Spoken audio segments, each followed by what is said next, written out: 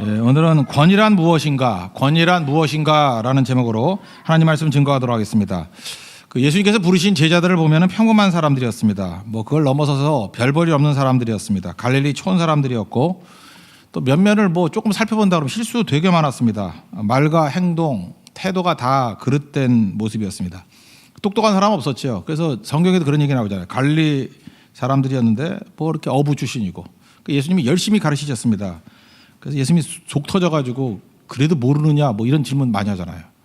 그게 예수님 속 터졌다는 얘기예요. 그죠? 김밥도 아니고 막 터져요.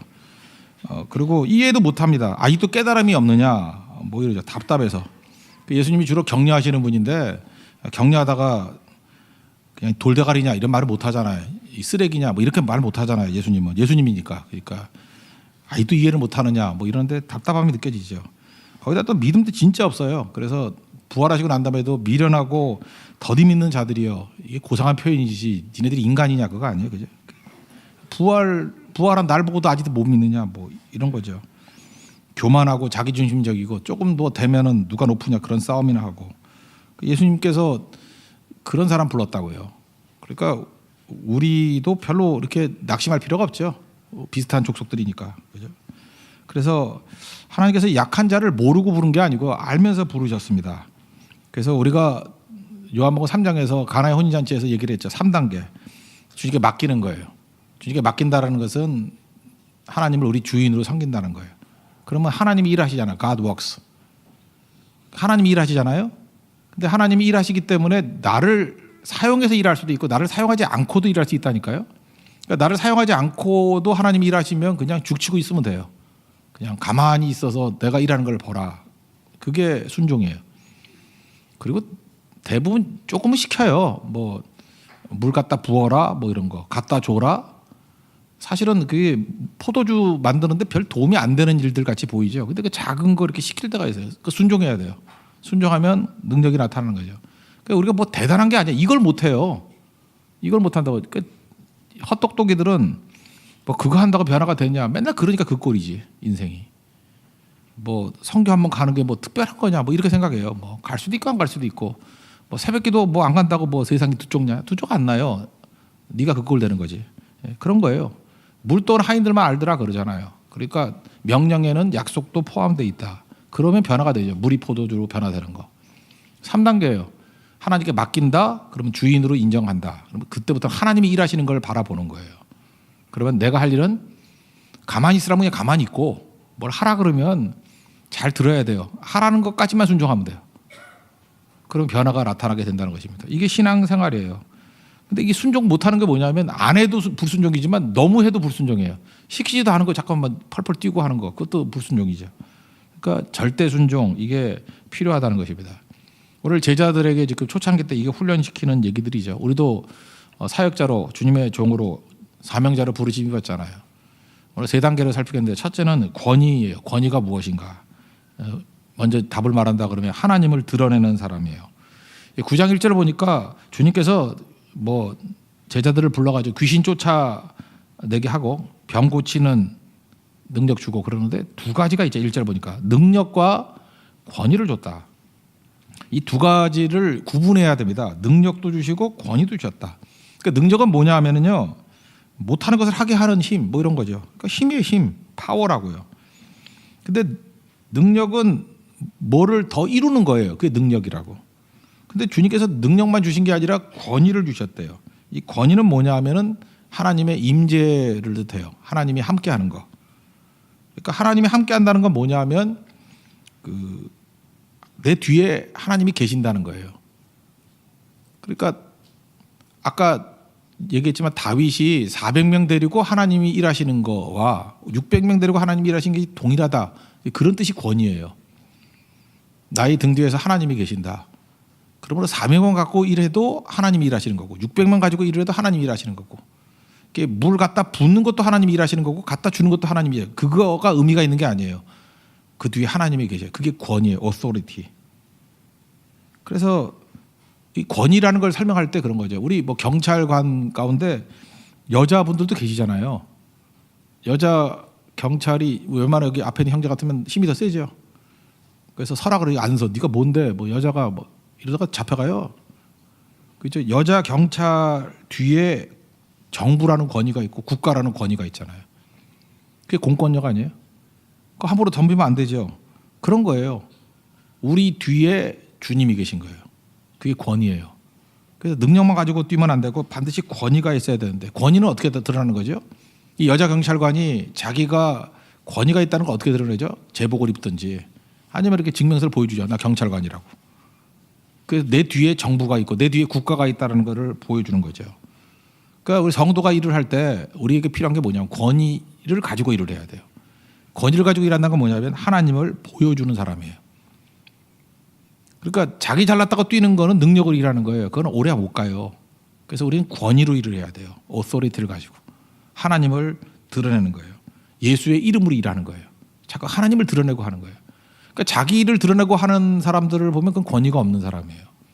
권위는 언제나 하나님의 이름으로, 하나님을 의지해서, 예수님 이름으로, 하나님의 임재를 통해서 그게 권위로 일하는 것입니다. 구약 성경을 보면은 엘리 제사장의 두 아들 홈니와 비느하스라는 이런 쪼다 같은 제사장들이 있었어요. 이 사람들은 언약궤를 능력인 줄 알았어요. 언약궤는 권위인데 권위는 뭐예요? 하나님의 임재거든요. 그래서 이 언약궤를 권위로 봐야 되는데 하나님의 임재로 보고 하나님을 보여주는 것이 돼야 되는데 얘네들은 그걸 능력으로 알았다니까. 그래서 블레셋과 전쟁을 할 때 언약궤를 들고 나갔어요. 그게 능력인 줄 알고. 전쟁 지고 언약궤 빼앗기고 두 놈 다 죽지요. 며느리는 애 낳다가 애가 이가보 영광이 떠났다 그러고 그런 거죠. 그 왜 그래요? 그건 능력이 아니거든요. 우리가 능력으로 일하면 그래요. 능력하면 그 내 능력이지 그게 뭐 아무것도 아니죠. 백전백패예요. 권위를 해야 돼. 권위로. 권위는 뭐예요? God works. 하나님이 일하시게 하는 거예요. 하나님께 순종하는 거예요. 그래서 우리 교회는 권위가 있어야 돼요. 설교를 할 때도 권위가 있어야 돼요. 목사가 설교하지만 그 뒤에 하나님이 계셔야 되고 하나님을 드러내는 거죠. 말씀을 드러내야 되는 거죠. 선교대원들도 권위가 있어야 돼요. 여러분 힘 믿고 내 능력 믿고 가는 게 아니고 그걸 통해서 하나님을 드러내야 되는 거예요. 뭐 가서 공연을 한다는 뭐 맨날 트로트 연습하고 하는데 그걸 통해서 얼마나 춤을 잘 추냐 그게 아니고 그 뒤에 하나님이 계심을 드러내야 돼요. 그게 권위로 일하는 거예요. 권위 없으면 아무것도 아니죠. 제자들에게 능력과 권위를 주셨다. 잊지 마십시오. 권위 없는 능력은 그거는 가짜예요. 오래 못 가는 거고. 그래서 권위로 일한다는 건 뭐냐면 예수님을 드러내면서 예수님의 이름을 의지해서 일한다와 똑같다는 것입니다. 그러니까 신앙은 권위가 있어야 돼요. 하나님을 드러내는 일에 힘쓰는 우리 하나님의 종 되기를 바랍니다. 이렇게 하나님의 이름을 드러내고 권위로 일을 하니까 7절부터 뭐 보니까 어떤 일이에요. 헤롯이 당황했다 그러죠. 이거 뭐 죽었던 엘리야가 살아났다 뭐 이러면서 요한 죽였는데 뭐 하냐. 당황하죠. 당황. 그 하나님의 임재를 느끼면요. God works. 하나님이 일하시는 걸 보면 세상은 다 당황하게 돼 있어요. 왜? 한 번도 보도도 못했던 일들이 막 벌어지는 거거든요. 제가 일전에 한번 예를 들었잖아요. 2차 대전 때 독일군 포로 수용소에 미군들이 갇혀 있었어요. 굶주렸다고요. 옛날에는 뭐 아주 비인격적으로 달았으니까 포로들을. 그래서 장난으로 빵 한 덩이를 던졌다고요. 기대한 건 뭐예요? 서로 달려들어서 개같이 싸우면서 먹을 줄 알았다고. 근데 한 젊은 병사가 제일 먼저 가서 그 빵을 들더니만 높이 들고 오늘 이 빵을 가지고 성만창을 거행합시다. 그리고 기도하고 하나님께 감사하고 배고픈 사람들이지만 그 사람들이 동일하게 그리스도의 몸이다 그러고 뜯어 먹었다고요. 다. 이럴 때 세상이 당황 안 하겠어요? 독일군이 당황 안 하냐고. 이건 도대체 뭐야? 그죠? 이 생명은 뭐야? 굉장히 부끄러움을 느끼겠죠. 한 곳엔 영광이 임하고 한 곳엔 부끄러움이 임하고. 이게 권위예요. 권위로 일하는 거예요. 하나님이 일하시는 거죠. 그 안에 하나님이 계신 거예요. 그래서 권위 없이 능력으로 일하면요. 개싸움 됩니다. 개싸움. 서로 먹겠다고. 도스토옙스키의 그 양파 한 뿌리 이야기 얘기했잖아요. 지옥이 뭐예요? 지옥은요. 이익과 이익 침해하는 자에 대한 증오로 가득 찬 세계예요. 그러니까 뭐 아무리 많아도 지옥 되는 거죠. 가정도 부잣집이 지옥 많아요. 자기 이익과 증오로 가득 차 있으니까. 사회도 돈 많다고 그게 천국이 아니에요. 돈 많은 지옥 많다고요. 이익과 증오로 가득 차 있으면 그런 일이 벌어지죠. 제가 옛날에 그 외국 집회를 갔을 때는 청년들 모임이었어요. 그때 뭐 이렇게 기념품 같은 걸 줬던 것 같아요. 어떤 분이 도네이션을 해가지고 100개를 준비했습니다. 굉장히 좋은 거였던 기억이 나요. 뭐 지금 느낌으로는 한 10만 원쯤 되는 것 같아요. 그래서 개인으로 선물 주기에는 만만치 않은 선물이었어요. 그러니까 큰 거죠. 누구나 탐나, 그죠? 이게 탐나는 거예요. 갖고 싶은 거. 근데 100개를 준비했는데 청년들이 87명인가 왔어요. 87명인가. 그게 놔두더라고. 이제 집어 가라고. 그런데 마지막 다 끝나고 난 다음에 14개가 남았어요. 전 놀랐어요. 나는 그거 없어질 줄 알았거든. 뒤에 있는 애들 못 받을 줄 알았어. 왜냐하면 2개씩 챙겨가는 아줌마들이, 그건 아줌마가 아니니까 청년들이니까. 뭐 여자 목욕탕에는 수건이 없다며? 나 그 얘기도 못 가봐서 모르겠는데 그렇다면서요. 근데 남자는 107%가 남는데 지가 갖고 온 것도 두고 간대. 남자는, 여자들은 없어지고 남자들은 남아도. 이게 정신이 없다고 얘기해야 되나 정직하다고 얘기해야 되나. 그래서 하나가 왜 더 남죠? 그 어떤 사람이 어떤 청년이 아파가지고 누워 있었기 때문에 그렇대요. 나는 그때 그 집회를 하면서 그 동남아시아에 있는 어떤 나라거든요. 저는 공포를 느꼈어요. 와, 이거 대단한 청년들이다. 거기 영광이 있어요. 정확히 남는 거예요. 그죠? 정확히. 뭐 이게 그리스도인의 뭐 모습 아니겠어요? 뭐 이렇게 해야 된다는 얘기는 아니에요. 근데 이런 모습을 통해서 당황하죠. 야, 이거 보통 애들이 아니네. 그죠? 그 싸구려 그런 것도 아니에요. 누구나 갖고 싶은 건데. 그런 거죠. 우리 성경을 보면은 초대교회에 약한 사람들을 도왔다 이런 얘기가 많이 나와요. 약한 사람을 돕고, 뭐 사도행전 20장에도 사도 바울이 그랬잖아요. 내가 약한 사람들을 도왔다. 이거 단순하게 구제라고 생각하면 안 됩니다. 이 초대교회가 구제 많이 했다 그 뜻이 아니고요. 약한 사람을 도왔다라는 거는 교회가 한 가족이 되었다 그런 뜻이에요. 이 가족의 특징은 뭐냐면요. 가장 약한 사람부터 챙깁니다. 가장 약한 사람부터 섬기는 거예요. 그러면 그런 게 문화가 돼버리면 그건 가족이 된 거예요. 약한 사람부터 챙겼다. 우리 개인적으로 제 외갓집 얘기를 하면 외갓집 삼촌 중에 한 분이 12인데 우리 형제가 우리 부모님 어머님 쪽이 12이에요. 근데 한 분이 척추장애예요. 장애인이에요. 장애인. 척추장애 잘 모르겠습니까? 옛날에는 비하하는 말로 꼽추라 그랬는데 척추장애 삼촌이 계세요. 우리 외할머니 살아계실 때 이렇게 대표 기도를 하잖아요. 뭐 이렇게 식사 기도를 할 때 1순위로 그 삼촌 위해서 기도 안 하면 화를 내셨어요. 왜 딴 거부터 기도하냐고. 거기부터 기도해야지. 그러셨고요. 뭐 좋은 거 생기면 제일 먼저 챙겨야 되고요. 그 장애인 삼촌을 제외하고는 무슨 일도 못해요. 할머니가 길길이 뛰어요. 어디 그러냐고. 그래서 저는 그 외삼촌의 존재를 통해서 가족이구나라는 걸 느꼈어요. 가족이 뭔지를 알았어요. 가장 약한 자를 섬긴다. 그것이 변함이 없다. 그러면 그건 한 가족이란 뜻이에요. 교회도 가족이잖아요. 교회가 가족이 되면 그게 진짜 교회거든요. 그러면 교회에서 힘 있는 자가 대접받는 게 아니고 가장 약한 자부터 챙기는 게 당연시 되는 거. 누가 제일 아픈가. 그러니까 다 좋더라도 아픈 사람이 있다 그러면 그거를 피할 수 있는 거. 그게 가족이 된 거예요. 가족은 그래요. 가족은 그렇다니까요. 초대교회에서 계속 강조하는 게 그거예요. 약한 자 도왔다 그러니까 무슨 뭐 구제연금 해가지고 뭐 쌀 갖다 주면 구제인 줄 알아. 그거 아니고요. 가족이 됐다는 그 뜻이에요. 우리 가족이 돼야죠. 세상은요.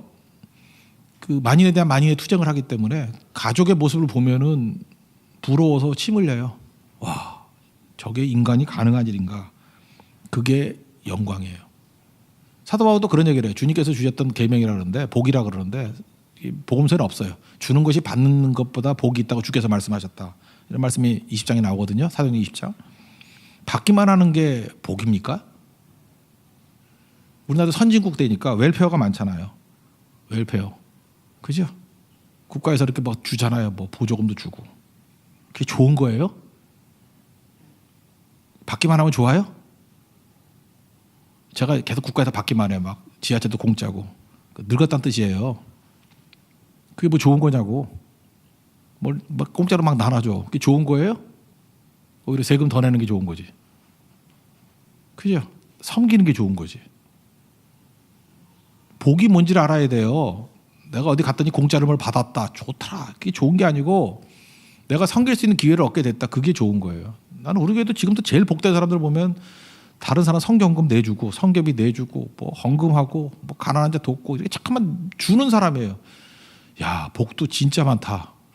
저게 복이지. 근데 상황이 그게 안 돼가지고 받기만 하고 받는 것밖에 몰라요. 웰페어밖에 몰라. 그건 복도 지지리도 없는 거죠.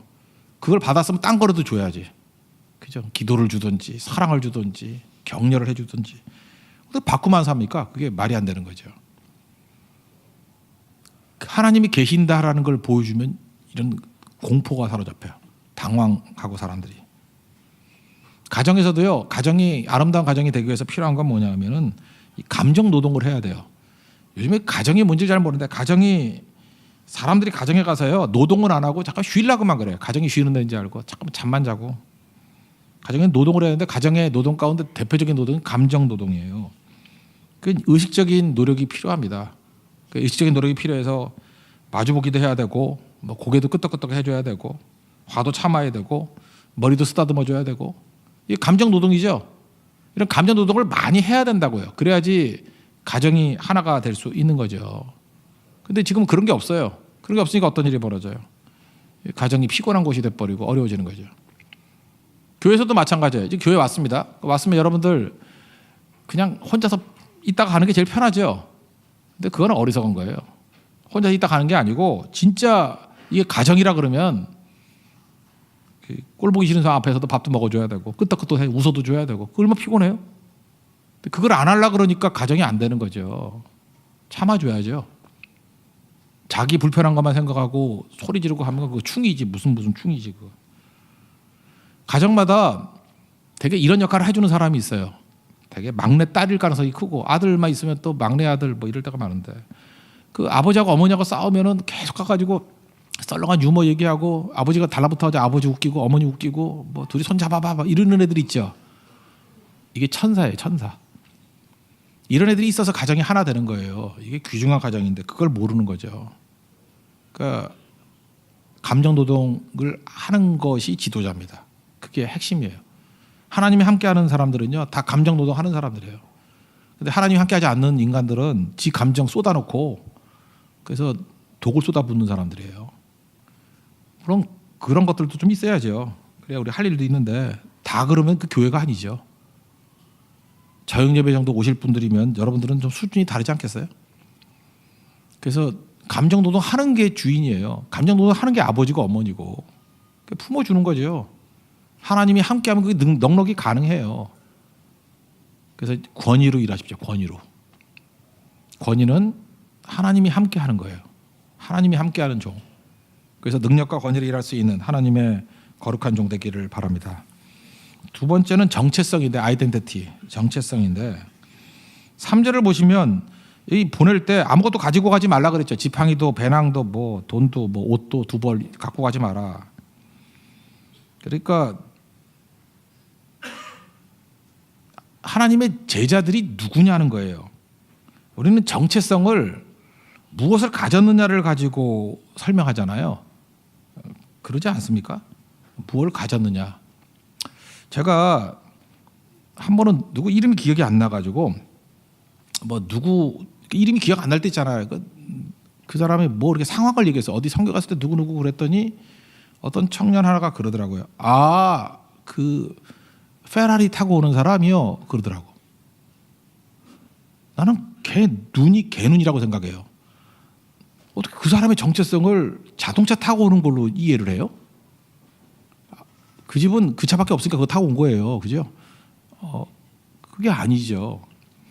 자기 소개를 해보라 그래요. 이렇게 소개, 주로 이제 청년들 얘기인데 뭐 이렇게 날 소개를 해보라 그러면 자기 소개를 할 때 대학생들은 되게 이렇게 생각해. 나는 무슨 대학 다니고 무슨 과 다니고 뭐 이렇게 소개를 해요.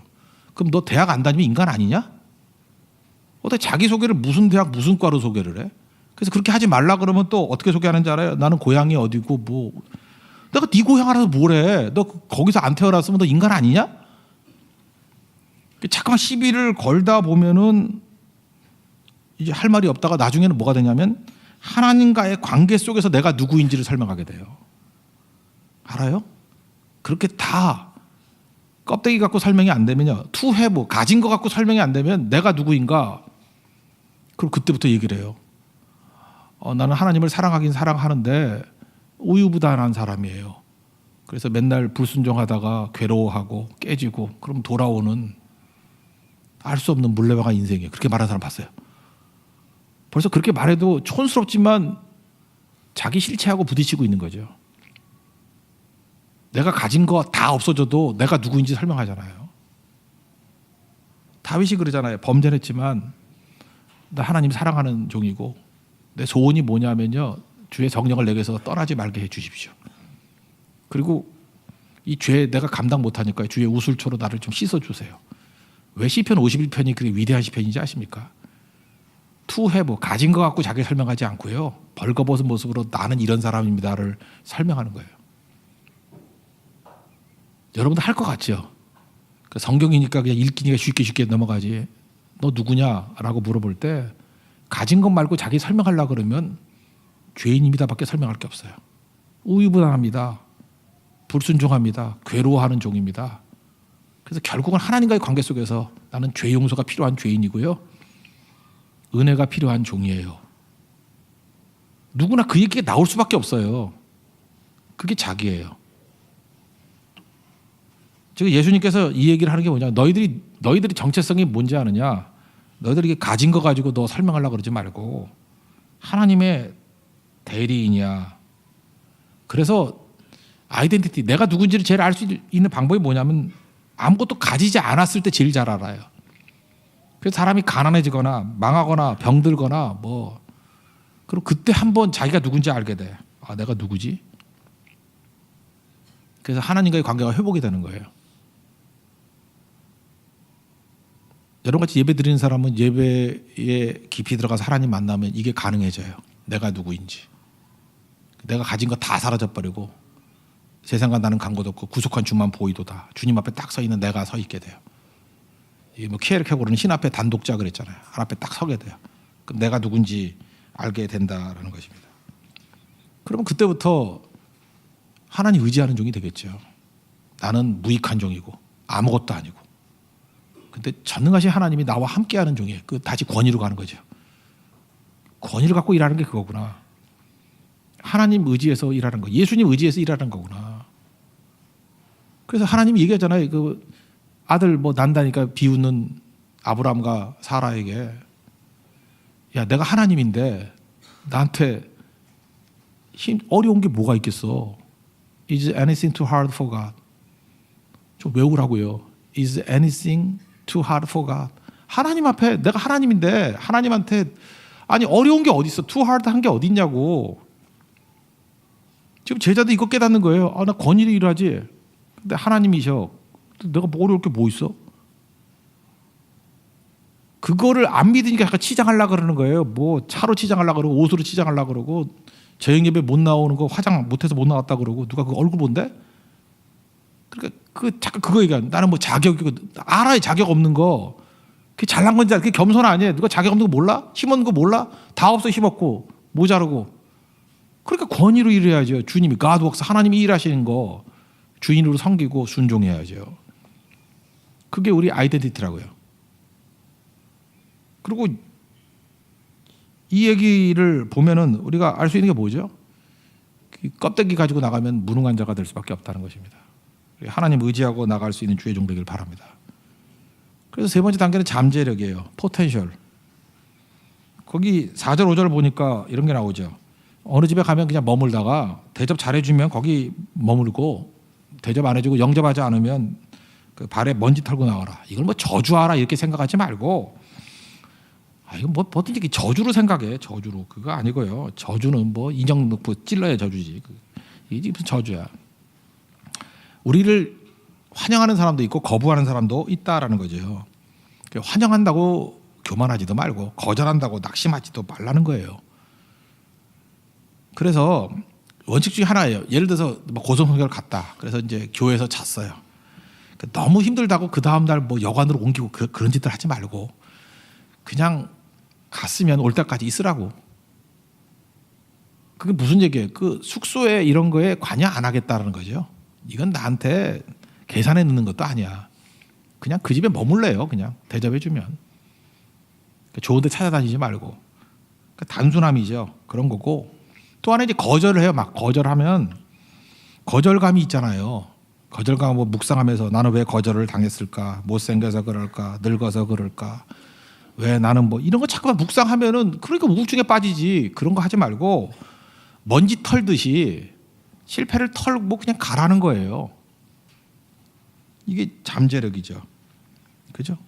그래서 성공과 실패를 가지고 내 부르심을 판단하면 안 된다는 거예요. 거기에 가치가 있는 게 아니라는 거예요. 그냥 하나님께서 하라는 대로 하면 거기서 열매를 거두게 된다라는 거죠. 실패를 통해서도 얼마나 많은 유익이 있는데요. 그거 모르세요? 여러분 세상 사람같이 똑같이 얘기해요. 세상에만 성공만 성공이에요? 실패는 가치가 없어요? 얼마나 가치가 있는지. 옛날 얘기 하나 해드릴까요? 그 IBM 한참 전성기 때 그 사장이 탐 왓슨일 때 왓슨이 사장이었고 그 회장이었나? 뭐 사장 회장이었나? 하여튼 그래. 하여튼 두 번째로 높은 사람 그 워런 베니스라는 사람이 있었어요. 이 사람이 뭘 해가지고 실패했대. 되게 옛날 얘기네. 왜 옛날 얘기냐? 대학교 때 책에서 본 얘기니까 얼마나 옛날 얘기야. 80년대 얘기예요. 그래서 그 당시에 $10,000,000를 손해를 봤대. 그러니까 워런 베니스가 창피하잖아요. 회사에 이렇게 큰 손해를 끼쳤으니까. 아마 지금의 10배 가치는 있는 것 같아요. 한 1억 불 정도 손해보게 하는 것 같아요. 그래서 사표내야겠다라는 마음을 가졌대요. 그래서 회장이 부르길래 가서 타마슨이 부르길래 가서 사표 던지려고 그랬더니 그렇게 얘기하더라는 거예요. 아니 사표를 낸다니 말이 되냐고. 당신 교육비로 $10,000,000 썼는데 그만두면 어떡하냐고. 무슨 소리인지 몰라요? 1,000,000불을 써가지고 너를 교육시킨 거라고. 네가 어떻게 하면 실패하는지 알 거 아니냐고. 이제 성공하는 것만 남았는데 어딜 나가려고 그러냐고. 네가 인간이냐고. 그래서 남았대요. 그 다음 모르겠어요. 그 다음에 뭐 얼마나 이익을 남겼는지. 내가 볼 때 IBM 망한 거 보니까 이익 못 남겼어. 그래서 요 얘기만 남아 있어, 그죠? 그래도 그 태도는 되게 중요한 거 아니에요? 이거 실패가 실패인가요? 실패를 통해서 배우는 게 얼마나 많은데 때로는 넘어져요. 때로는 실패해요. 근데 하나님이 우리 인생에 투자 안 하겠어? 투자하죠. 넘어져야 일어설 수 있는 거죠. 베드로 실패가 그 의미 없는 실패요? 그러니까 베드로가 얼마나 기도에 가려서 얘기를 많이 해요. 우는 사자같이 산길자를 찾는다고 깨어서 기도하라고. 깨어라가 뭐라고요? 그레고리우스. 혹시 영어 이름 지으려고 그러면 지금부터 그레고리라고 지세요. 그레고리. 깨어 있으라. 특별히 잠 많은 애들. 그레고리 박 터지게. 그죠? 그레고리 박, 그레고리 킴, 그레고리 차. 차 사면 차 이름을 그레고리 하지라고. 그레고리 차상석. 알겠죠? 차. 아니면 그냥 뭐 국산차를 그레고리 차라고 하나 만들어서 팔든지. 잠 깨는 차. 좋겠네 그거 진짜. 예. 헛개차 이런 거 말고 잠 깨는 그레고리 차. 잠 깨는 차. 잠 깨라니까. 그죠? 그레고리. 그게 얼마나 그를 깨웠어요. 실패가 그에게 준 유익이 있다라는 것입니다. 그 제발 궁상 떨지 말라는 거예요. 뭐 난 실패했어, 아픔이 있어, 뭐 트라우마가 있어. 예수님이 뭐라 그래요? 먼지 털어버리라고 그런 것들 왜 그런 거 연연해? 그죠? 그게 아니죠. 그래서 예수님이 그 다음 나오잖아요. 이거 뭐 승리하고 돌아오고 난 다음에 다시 10절 11절 보세요. 어떻게 해요? 뭐 돌아와서 뭘 했는지 안 보여주고 뭐 간증도 듣지 않아. 다시 베세다로 가잖아요. 일하러. 훌훌 털어버리라는 거야. 성공도 털어버리고 실패도 털어버리고 우리 할 일 많은 이 세상에서 뭘 그거 묵상하고 앉아있어. 하나님께 영광 돌리고 감사하고 또 다시 일을 해야 된다. 이런 걸 우리에게 말해주고 있다는 것입니다. 우리 잠재력이 그런 작은 거에 머물러 있는 게 아니에요. 더 큰 게 있거든요. 동물의 왕국 같은 데서 뭐 독수리 얘기를 하죠. 신명기도 나오지만 그 독수리 몰라요?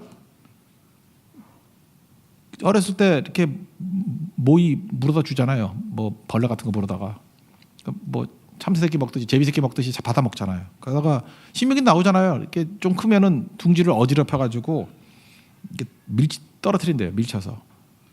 그 동물의 왕국을 저는 많이 보니까 거기 보니까 이렇게 안 떨어지려고 걔도 덤비더라고 엄마한테 이렇게 막 대하고 그러니까 발톱을 쫙. 팔 아프니까 이렇게 놓고 하면 한쪽 놓으니까 균형을 잃으니까 탁 치니까 떨어지더라고. 그런데 이게 우리 애미 맞아. 그러면서 떨어졌겠죠. 그죠? 그러면서 나는 걸 배우는 거예요. 독수리도요, 다리가 있어요. 독수리가 다리가 있어요. 다리는 왜 있죠? 걸으라고. 독수리가 걷기만 하면 독수리예요? 그게 닭이지. 다리가 있다고 걷기만 하는 거 아니에요. 발톱이 있어요. 그러니까 매달려 있을 수 있다고. 그 매달려 있는 게 그게 뭐 다예요? 지금 뭐 황금박쥐야? 매달려 있게? 독수리가 독수리 되기 위해서는 하늘을 나는 거거든요. 근데 우리는 맨날 그래요. 이 잠재력인데 하나님께서 우리 한 사람 한 사람을 다리도 주고 발톱도 줬어요. 근데 이 바보들이 다리가 있다고 맨날 걷기만 해. 발톱이 있다가 매달려만 있으려 그래. 아 무슨 뭐 철봉이에요? 왜 매달려만 있어? 우리는 하나님의 독수리를 불렀다니까요. 그럼 날아야 될 거 아니에요. 날 수 있는 잠재력. 주님께서 지금 그걸 보여주는 거예요. 잠재력. 잠재력 없는 거 뭐예요? 실패할까 봐 두려워하는 거. 맨날 발톱으로 매달려 있고 안 떨어지려고 그러고 걷기만 하고 안전이 좋아. 안전이 좋아. 누가 그러고 살래요? 그거 아니죠. 난 잠재력 하면 항상 생각나는 게 치약이야. 다 쓴 줄 알았는데 누르면 나와. 내가 지난 주일에 이제 버려야지 그러고 눌렀어. 월요일 날 눌렀는데 또 나와. 수요일까지는 안 갈 거다. 오늘 아침까지 누르고 나왔어. 치약의 잠재력 어마어마해. 치약만 못하게 살 거예요? 치약 함부로 버리지 마세요. 거기다가 계속 짜면 나올 때마다 써놔요. 잠재력. 그래서 이번 후디 입고 오는 사람들 대만 선교 가면은 제가 흑인 치약 하나씩 주려고 그래. 그게 잠재력이 엄청난 치약이야. 내가 쓰는 게 흑인 치약이거든. 엄청난 잠재력. 치약 하나를 쓰면서도 그 잠재력이 엄청나잖아요. 우리 인생 하나님께서 어떻게 만드셨겠어요? 엄청난 잠재력으로 만드셨다라는 것입니다. 그거 위해서 살기를 원하신다는 거예요. 그 길 걸어가십시오. 오늘 말씀을 통해서 우리 선교를 앞두고 우리에게 주시는 메시지예요. 능력과 권위로 일해야 되나요? 권위는 뭐예요? 내 뒤에 하나님 계신다는 거예요. 주의 능력으로 일한다. 그걸 꼭 붙드시고 그러므로 염려하지 말라는 거예요. 뭘 염려를 해. 그죠? 하나님 플러스 400이라 하나님 플러스 600이라 여유가 있어요. 염려 없고. 그죠? 그리고 우리가 누군지 정체성, 아이덴티티. 투 해부로 설명하면 안 된다는 거예요. 하나님으로 설명을 해야지. 부르심 입은 자로 설명을 해야지. 그리고 잠재력이에요. 할 수 있는 거 한다고 우리 모습 아니에요. 걸을 수 있어요. 누가 못 걷는데? 매달려 있을 때 누가 못 매달리는데? 그래서 어쨌단 말이에요. 우리 예수 믿는 것도 마찬가지예요. 뭐 예배 드리면 되잖아요. 뭐 주일에 꼭 3번씩 예배 드려야 돼요. 뭐 이런 사람도 있고. 뭐. 그래요. 그래도 돼. 걸어도 독수리예요. 매달려 있으면 독수리야. 근데 쪼다 독수리예요. 알아요? 쪼다도 그런 쪼다가 없어. 독수리는 자고로 날아야 돼요. 날아봤어요? 날아봤냐고. 막 놀리고 싶은데 이 통다가 날아봤냐고. 다 날아오릅시다. 주께로 날아오르는 우리 하나님의 거룩한 백성 되기를 축원합니다. 자리에서 일어나겠습니다. 아무것도 두려워 말라 찬양하겠습니다.